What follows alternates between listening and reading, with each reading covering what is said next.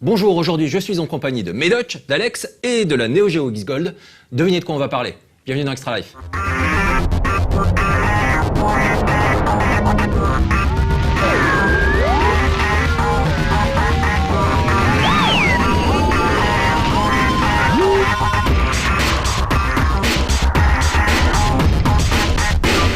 Donc évidemment, on va parler de la Neo Geo X Gold. Donc pour rappeler brièvement ce que c'est, elle est sortie en décembre 2012 et donc c'est à la fois une console donc avec 20 jeux intégrés qui se branchent sur sa télé avec un port HDMI et on a également une console portable qui est fournie avec. Donc on a la possibilité de jouer soit sur sa télé, soit sur la petite portable. Et donc évidemment, on va profiter de cet Extra Life pour parler de la Neo Geo en elle-même, puisqu'ici on a quand même de nombreux fans, dont un en particulier. À chaque fois qu'on prononce le nom Neo Geo, il y a une petite larme comme ça, qui est soit en interne, soit genre carrément visible. C'est ça. Il est juste là. Et je pense que je suis pas le seul. Hein. Non, vous connaissez autour de vous d'autres personnes qui sont fans de la console. Je pense que on ne vivra plus jamais dans le jeu vidéo un tel éblouissement technologique. À l'époque, c'était monstrueux. Elle est sortie en 90, quelques mois avant la Super Nintendo. Faut se remettre dans l'époque. Comment expliquer? Il faudrait, si on prenait par rapport à aujourd'hui, imaginez qu'on vous dise, on va sortir une console qui permet de jouer à des jeux en 3D, mais avec une 3D encore plus jolie qu'Avatar au cinéma, par exemple. Elle sera 2 fois plus chère que la PlayStation 3, pardon. Elle sera 2 fois plus chère que la PS3, et les jeux seront 3 fois plus chers. Voilà. C'est à peu près ce qu'on sentait quand cette console est sortie. Et on a été nombreux à craquer, quoi, et à économiser, et à se dire, ok, j'achèterai 3 fois moins de jeux, mais ils seront 10 fois plus beaux. C'était une époque où tu avais les machines d'arcade, c'était les Rolls. C'était le jeu ultime visuellement, c'était les salles d'arcade. Et là, tu avais l'occasion, avec une console, d'avoir la même chose, mais vraiment la même chose chez toi. Ouais. Et là, c'était stupéfiant et c'est en effet le prix des cartouches. D'ailleurs, ça m'a agacé quand je voyais dans Console Plus ou dans des magazines, on dirait presque l'arcade à la maison, alors que c'est le même soft, pixel par pixel. Il n'y a aucune différence, à part qu'à la maison, tu as un nombre de crédits limité et en arcade, il faut mettre des pièces. C'est ça la différence, qu'il y a d'autres petits détails de gameplay sur le système. Par exemple, dans les jeux de baseball, il y a des timers qu'il n'y a pas à la maison. Mais à part ça, à part ces détails-là, le graphisme sont les mêmes, les sons sont les mêmes, c'est le même programme, c'est les mêmes cartouches. Et c'était des cartouches, mais absolument. Ouais, alors j'en ai ramené une. C'était massif. Voilà, ça c'est le système MVS, donc c'est l'équivalent de la Neo Geo, mais pour l'arcade. Donc j'ai malheureusement pas de Neo Geo ici. Donc les cartouches faisaient cette taille-là, quoi, avec un nombre de connecteurs incroyable. Et j'ai bien compris en regardant Very Hard, notre nouvelle émission qu'on fait avec MO5, que c'est grâce à tous ces connectiques que la console pouvait aller chercher aussi rapidement les infos dans la cartouche, que ça allait aussi vite pour récupérer le sprite, le décor, etc. Quoi. Donc voilà, c'était impressionnant, évidemment. Ça se mettait là normalement, mais là c'est une boîte fake, hein, ça ne s'ouvre pas. Là, ça ne s'ouvre pas. Et donc d'ailleurs, on peut rapidement faire déjà une première petite critique. C'est pour recharger les batteries de sa petite portable, il faut en fait brancher la console à l'intérieur de ce qui est un socle. Et donc faire très attention en la branchant de manière à pas péter ses connectiques. Les fiches. On tient un peu comme ça peut-être. Plus en hauteur. Donc effectivement, comme tu disais. On va pas la brancher, mais bon, tout ça pour dire qu'on aurait adoré en fait pouvoir juste la brancher comme ça. Paf. Donc évidemment, ça aurait nécessité un peu plus de connectique, enfin de repenser complètement la machine. Mais bon, on se dit quand même le prix est tout de même de 200 €, donc c'est l'air de rien, c'est pas donné. Hein. Voilà. Et pour toujours parler un petit peu de la Neo Geo, est-ce que toi à l'époque, t'en as rêvé longtemps avant de l'acquérir ou tout de suite direct t'as claqué toute ta thune? Moi à l'époque j'avais 17 ans, donc j'ai fait un petit boulot l'été pour économiser. Effectivement, je me suis langui déjà que ce soit l'été, ensuite d'avoir mon petit salaire. Donc avec mes 5000 francs, j'ai pu m'acheter une console et 1 ou 2 jeux, je crois. Ok. Voilà. 5000 francs. Alors moi, malheureusement, j'ai pas eu la chance parce que j'étais pas assez vieux pour travailler. Parce que j'avais pas d'assez bonnes notes pour que mes parents ils m'achètent ça. Mais en revanche, j'avais un pote qui avait la Neo Geo et quand il se déplaçait déjà, c'était vraiment... il y avait tout un protocole. Non, alors il se déplace, mais il doit être accompagné de 2 personnes parce que quand t'as une Neo Geo avec toi, t'as pas envie qu'il t'arrive des soucis. Sûr. Il venait à la maison... des gants noirs.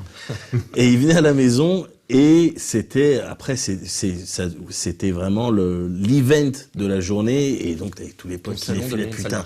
Il y a le truc. Et je me souviens, le jour où ils nous avaient mis Art of Fighting, c'était la gifle. À côté de ça, que tu jouais à ton Street Fighter, t'étais triste un petit peu. Art of Fighting, c'était le premier jeu dans lequel tu voyais les dommages sur le visage des gens. C'était flippant. C'est carrément... Le jeu avait un impact monstrueux, c'était hypnotisant. Hein. Et c'est ça aussi qui a contribué au succès de la console. C'est pas seulement une machine très bonne technologiquement, il y avait aussi SNK derrière qui faisait des softs. Et c'était l'époque où les Japonais étaient les rois du monde en arcade. Ils faisaient des jeux incroyables. Ils avaient des techniques d'animation de personnages qui marchaient bien, quoi. Le dynamisme, c'est des trucs tout cons, mais tu tires dans un vaisseau, le vaisseau se met à clignoter, j'en parlais une fois. Bon ben ça, c'est le genre de choses qu'on aime bien dans les jeux japonais qu'il n'y avait pas forcément sur les ordinateurs à l'époque, quoi. Nous, chaque fou. Sur Super Nintendo.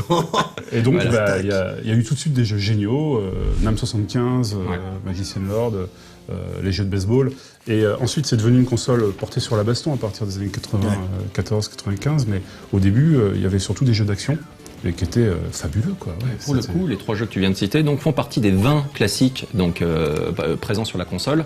On va les dire rapidement. On a 3 Countbound, Art of Fighting, je me méfie, Alex juste à côté, donc les prononciations, j'ai raté à assurer. Free Countbound, ouais, déjà. Free Countbound, Art of Fighting, Alpha Mission 2, Baseball Stars 2, Cyber Leap, Fatal Fury Special, The King of Fighters 95, King of Monsters, Last Resort, League Bowling, Magician Lord, Metal Slug, le premier, Mutation Nation, NAM 75, Puzzled, Reboot, Fatal Fury Special, Samurai Shodown 2, Super Sidekicks et World Heroes Perfect. Donc à part World Heroes peut-être, et quoi d'autre? Et peut-être League Bowling, enfin tout le reste, c'est vraiment des très bons. Test Recombound aussi, le reste c'est vraiment des jeux fabuleux, et il y a quelques jeux complètement cultes, même Metal Slug et Last Resort, c'est vraiment fabuleux. C'est déjà, ils valent le prix de la console, quoi. Mais Super Sidekicks aussi. Super Sidekicks, mais ils sont tous ceux bien, qui étaient dans le bon, foot, ils ont... c'est un bon line-up. Hein. Oh là là là là. Et t'avais tout ça, toi? Alors moi, parmi tout cela, j'ai eu Art of Fighting, Alpha Mission 2, Baseball Star 2, Cyber Leap, Fatal Fury Special, King of Fighters 95. Bon, on va pas faire la liste, j'avais peut-être 90%. Tous, en fait. Et ce qu'il faut savoir, c'est qu'on se les échangeait. Ouais. Je connaissais les 3 personnalistes qui avaient la Neo Geo, et donc, au bout d'un moment, au bout de 6 mois, quand on avait le jeu, on l'avait joué dans tous les sens, on échangeait contre un jeu de même valeur à quelqu'un. Mais on se les prêtait pas, on s'échange à vie, et voilà. Parfois aussi, on se les prêtait, on se les prête pendant une semaine, mais on se les rend. Enfin, voilà. On faisait du troc, quoi. Ça coûtait tellement cher. Tu les cartouches, est-ce que tu faisais signer des contrats avec ton sang? Non, enfin, ceux que. Ouais, non, ça se passait bien. Avec ceux qui avaient la console, on avait la même. Les mêmes valeurs. Oui. Et puis on les revendait aussi parfois. Il y a eu aussi des grandes baisses de prix. Au bout de 2 ans, le line-up, les premiers jeux sortis de la console qui étaient à 1500 francs, sont tous passés à 690. Donc là, c'est le rêve. J'ai pu m'acheter les jeux que j'avais pas achetés à l'époque. Enfin, voilà, c'était. Ça reste quand même excessivement cher, 1500 francs. Ouais, mais bon, regarde, quand Street Fighter 2 est sorti sur Super Nintendo, il était à 700 francs. C'est la moitié, quoi. Il y a eu pas mal de Neo Geo, donc il y a eu Neo Geo CD qui est sorti après, qui avait des temps de chargement, mais juste. Oui, mais alors les jeux étaient moins chers pour le coup. Parce que ce qui coûtait super cher dans un jeu, c'est la ROM, quoi. Ça coûte super cher à fabriquer. Alors qu'un CD à presser, ça coûte beaucoup moins cher. Donc c'était un bon compromis. Mais oui, quand tu joues à un jeu de baston et que tu attends 3 minutes à chaque match, t'as plus envie de changer de perso.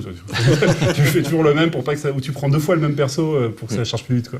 On a aussi eu la Neo Geo Pocket qui est sortie, donc il y a pas mal. Donc c'est pas la première console portable Tout à fait. de SNK, il y a eu la Neo Geo Pocket qui était, on va dire, il fallait des petites cartouches, quoi. C'est ça, ça marchait en cartouche et c'est pas comme cette console qui reprend les ROM originales des jeux d'arcade, c'était des jeux adaptés pour une console portable qui ressemblait un peu à la Game Boy Advance parce qu'elle était en couleur, c'était un peu moins beau que la Game Boy Advance. Est-ce que... Alors, donc on a essayé évidemment la console, on a testé pas mal de jeux, etc. Quels sont vos premiers retours un petit peu, sachant qu'on rappelle, ça coûte 200 €. C'est une vaste arnaque, mais vas-y Alex. Non mais vas-y commence. C'est une vaste arnaque, t'as 20 jeux, je suis persuadé qu'ils ont récupéré les ROM sur internet les mecs. Alors toi t'es persuadé mais on sait pas. Ouais non mais j'aime bien balancer les trucs, mais qu'ici ils vont pas m'attaquer. Physiquement là. Le truc il est en plastique dégueulasse. Je trouve c'est dommage que ça s'ouvre pas même pour le fun, tu vois, ça aurait fait plaisir. Le problème de connectique, tu peux flinguer tes fiches si tu t'y prends mal, ça aussi c'est un petit peu bête. Je précise sur le manuel, etc. Non, mais en tout cas, si vous posez la console, faites attention. Bah ouais, et du coup, pour la recharger, t'es obligé à chaque fois d'ouvrir le truc, c'est vraiment dommage. Il y a aussi l'écran de la console elle-même, qui est pas fabuleux quand on est habitué à la PSP et la 3DS. Tu vois, c'est pas très contrasté. ça fait un peu, voilà, écran, la DS, vous savez, celle qui était la première. Ah oui, Donc l'espèce ça de fait un proto. peu comme ça, quoi. Qui était Donc super voilà, bien. ça c'est le menu qui Ouais. permet de choisir les jeux. Alors c'est marrant parce que c'est la console de Pili en fait. Ouais. Et on nous disait que Pili, Merci, la Pili. première fois, il avait envie, merci Pili, il avait envie de, de choisir le jeu comme ça, quoi. De façon tactile. Ouais. Ben non, c'est pas une console tactile, c'est pas un écran tactile, il n'y a pas de Wi-Fi évidemment. Mm. Et donc on sélectionne un jeu, là je prends celui-là, et donc il le charge, et voilà, il est chargé. Et à partir de là, ça émule une Neo Geo. Voilà. Donc là c'est en 16/9, et on peut Ouais. passer normalement en 4 tiers, voilà. Et là c'est en 4 tiers.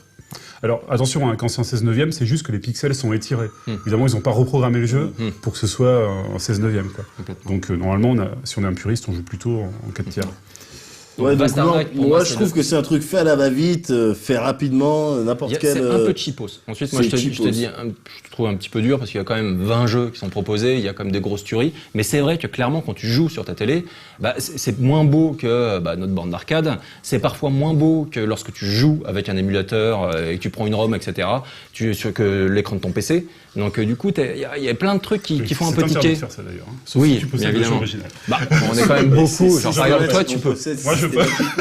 Systématiquement, on possède le jeu original. Bah, Alex. alors, donc, ce qu'il faut voir, c'est qu'effectivement, la prise HDMI qui est là, renvoie une image sur l'écran 16/9, l'écran plat, qui est vraiment pas terrible. Ça n'a rien à voir avec une console branchée sur un bon cathodique. Ouais. Mais je pense que tout le monde l'a un peu vécu. Par exemple, si vous mettez une vieille console sur un écran plat, vous aurez un peu ce même effet, un peu de pixels dégueulasses, un peu flou, un peu moche. Donc petit contre-exemple quand même, genre que c'est Pili qui nous l'a dit, il a récupéré une Super Graphics là pour les fêtes de fin d'année. Et donc là évidemment c'était une connectique RGB, donc c'était une console française et du coup l'écran était vraiment magnifique, les couleurs bavaient pas, enfin c'était vraiment du beau pixel, un petit peu comme les jeux rétro qui sortent aujourd'hui sur nos consoles HD, donc c'était vraiment magnifique. Donc c'est pas toujours le cas. D'accord. Mais- Alors sinon, je suis assez d'accord avec Médoc sur la finition de l'objet. Ouais. J'ai pas pu comparer vraiment avec une manette Neo Geo, mais il me semble que c'est pas le même plastique, c'est un peu moins noble. Ça fait un peu plus cheap. Quoi. Voilà, C'est, ça fait un peu, oui, et c'est d'autant plus dommage que c'est une console qui s'est fait sa réputation sur l'excellence. Exactement. À l'époque, on disait c'est la Rolls des consoles. Et donc, du c'est-à-dire, ceux qui aiment cette console aiment quelque chose de... Enfin, ce qu'ils aiment, c'est le côté nickel, voilà, une truc belle qu'on bichonne. Ouais. C'est pas une Game Boy qu'on balance au fond de son sac, quoi. Ouais. Et du coup, ça fait un peu, ça fait un peu mal, quoi. Donc on rappelle qu'ils ont sorti, en fait c'est une édition limitée cette console, donc c'est la Neo Geo X Gold, et donc il y a 36 000 exemplaires qui sont sortis dans le monde, il y en a 2000 qui sont sortis pour l'Europe, pour la France, et donc actuellement, et c'est complètement, tout s'est vendu. Donc c'est parti à toute vitesse, l'air de rien, comme quoi la réputation de la Neo Geo perdure, genre, malgré les années. Et donc c'est e-Concept qui s'est chargé de distribuer donc, cette console, et il cherche actuellement à récupérer d'autres pièces, par exemple des invendus dans d'autres pays, etc., pour pouvoir refournir d'autres machines, éventuellement pour début 2013. Donc voilà, on ne sait pas, et pour l'instant il y a 20 jeux, il y a également un jeu supplémentaire qui est fourni avec cette machine, donc sur une petite carte SD. Et, C'est seulement pour les premiers acheteurs, celui-là. Voilà, pour les premiers acheteurs. Voilà, donc c'est Ninja Master. Ninja Masters. Je ne connaissais pas, un jeu de 96 qui n'a pas fait grand bruit. Et donc, a priori, d'autres jeux pourraient venir, mais pour l'instant, on n'a pas plus d'infos donc, à ce propos. Alors là, actuellement, il faut voir que les 20 jeux du line-up sont en ROM, sont à l'intérieur, et donc les jeux supplémentaires, ce sera par SD card, visiblement. Voilà, très bien. Voilà. Mais après, s'ils vendent ça à des prix... Moi, j'aime pas... 200 euros, je suis d'accord que ça je fait cautionne beaucoup. pas du tout ce délire. Et je suis d'accord aussi, pour l'image de marque, ça fait un peu mal. Casse pas la console à Pili, sinon il va quand même nous tuer. Quoi. Non, t'inquiète pas. Voilà. Voilà quoi, donc on est un peu déçus, donc, Ah oui, et clairement. un autre truc qui est important à signaler, c'est qu'il n'y a qu'un pad fourni, Ouais. qu'un seul pad fourni Essentiel, avec la ouais. console, et il est difficile de se procurer un second pad parce qu'en France, le second pad n'est pas vendu séparément. Il faut le commander en Angleterre. Voilà. Mais Donc, du sachant coup, qu'il y a beaucoup de jeux de pour combat, tous les donc, jeux de combat, c'est la vénère. Oui, Enfin, et ça fait partie des forces de la Neo Geo, justement, c'est les jeux de combat à deux, quoi. Bah et oui. même les jeux d'action sont souvent jouables à deux. Nam 75, Ouais, bien Cyberleap, tout ça, c'est Cyberleap, c'est jouable à deux. donc il faut être deux, en fait, faut avoir un pote, faut avoir 400 €. Et à ce moment-là, tu peux essayer... éventuellement, tu peux échanger la manette, Et ou alors c'est- te la commander sur Internet. Ouais. Ouais. Et ce qu'il faut voir aussi, c'est que c'est des jeux à l'ancienne, il n'y a pas de sauvegarde. C'est-à-dire que quand on se met devant et qu'on veut le finir, soit on met pause, soit on éteint la console, mais Voilà, tu peux pas Ça, sauvegarder ta quelque part, c'est progression. normal. Ouais, ça y est. Quitte à Ça y est, reproduire on va l'expérience de l'époque, autant que ce soit genre aussi punitif qu'à l'époque. C'est des jeux qui se finissent, si on sait les finir, c'est des jeux qui se finissent en moins d'une demi-heure, hein, les jeux Neo Geo. Par contre, pour les masteriser, tu joues des mois, quoi. Ah, complètement. Donc on a vu ça, hein, sur la machine d'arcade, il y a quand même Metal Slug qui tourne de temps en temps, Ouais. et on passe beaucoup de temps dessus. Bah ouais. Surtout toi d'ailleurs, t'as du mal, non? Metal Slug, Ah. non, je suis vraiment pas un prince. Hein. Je suis pas un phénix. D'accord. Je me fais tuer en 2 secondes. En revanche, Si tu veux, je ferai une partie avec toi, je peux jouer à deux. si c'est pas utile. D'accord. Bah voilà, merci d'avoir participé à cette émission. Donc on a fait un petit peu court, tout simplement parce qu'on était un peu déçus par la console. Et donc on se revoit très bientôt pour un prochain X-Ray. Salut tout le monde.